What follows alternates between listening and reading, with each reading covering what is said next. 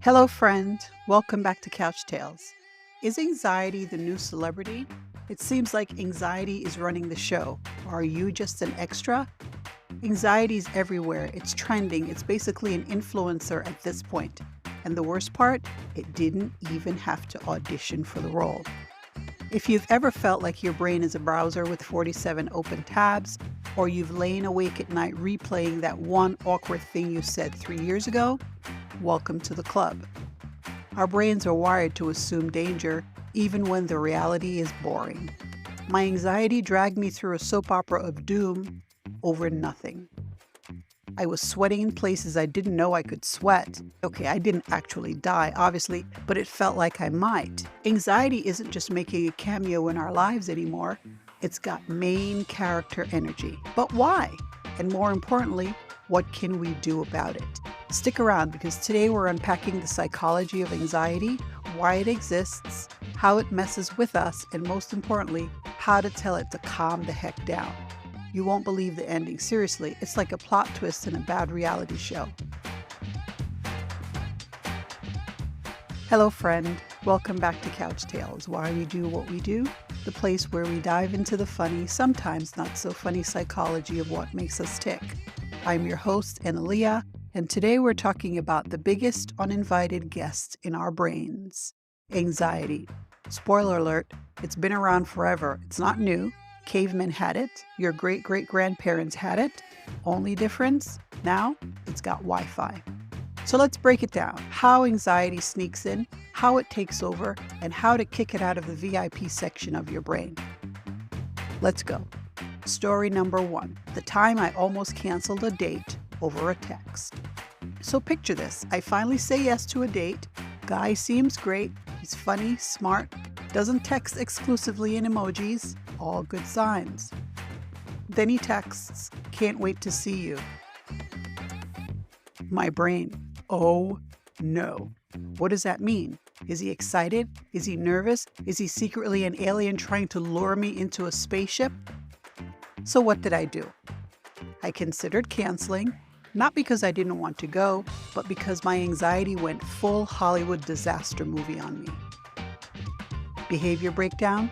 This is called catastrophizing, a fancy word for when your brain turns a minor thing into a full-blown apocalypse. It's anxiety's favorite hobby.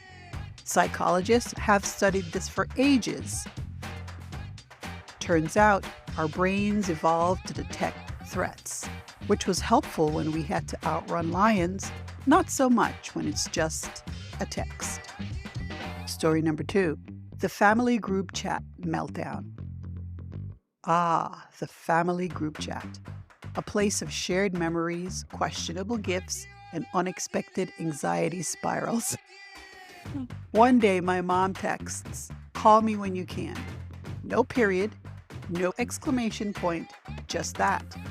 My brain immediately jumps to, someone is in the hospital. I forgot somebody's birthday. I'm being written out of the will. Finally, I call her. She just wanted to ask if I still liked pineapple on my pizza. That's it. My anxiety dragged me through a soap opera of doom over nothing. Behavior breakdown. This is called interpretation bias. When anxiety fills in the blanks with worst-case scenarios, our brains are wired to assume danger even when the reality is boring. Story number 3. The public speaking near-death experience. Okay, I didn't actually die, obviously, but it felt like I might. Back in school, I had to give a presentation. 5 slides, easy topic, no big deal, right? Wrong.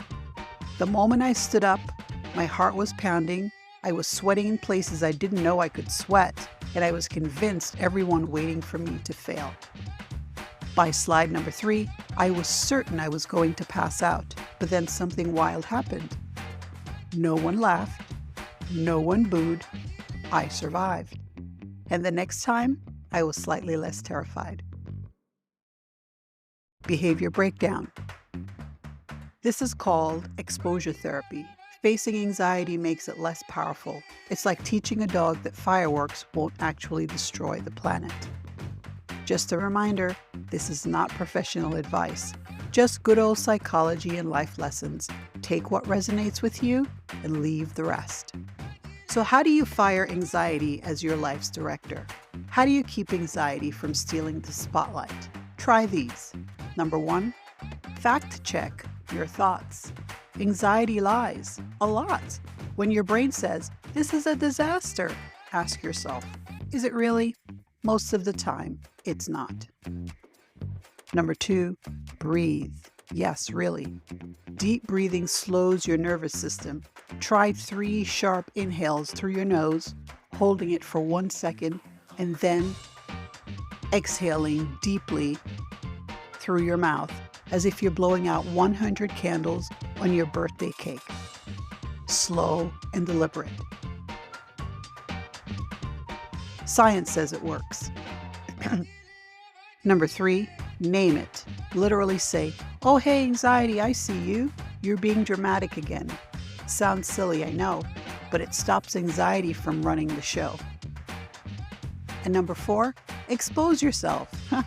No, not like that. Keep your clothes on, but face your fears in small doses. If public speaking scares you, start with talking in a mirror. If big social events scare you, go for only 30 minutes. It gets easier, I promise. Thank you for hanging out on the couch. If you're still here, first let me say appreciation points go to you. You've just leveled up your psychology knowledge. If you haven't already, go ahead and hit that subscribe button and turn on notifications so you don't miss future episodes. Anxiety is a terrible director. Look, anxiety thinks it's in charge, it's loud, it's dramatic, but guess what? You are the producer. You get to call the shots, and when anxiety tries to take over, roll the credits. Before you go, one last thing. Now that you've got anxiety's playbook figured out, there's one more trick that takes it to the next level. Almost nobody is talking about it. In the next episode, I'll break it down step by step so that you can see massive changes in your daily life. Click here to listen now. All right, that's it for today's episode of Couch Tales Why We Do What We Do. I am your host, Analia.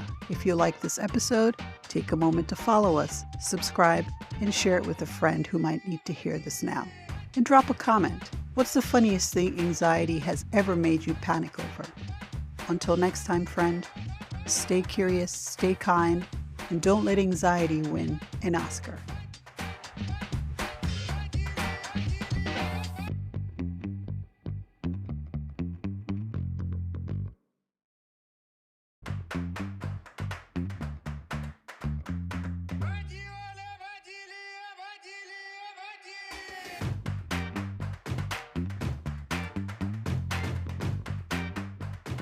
Click here to listen now.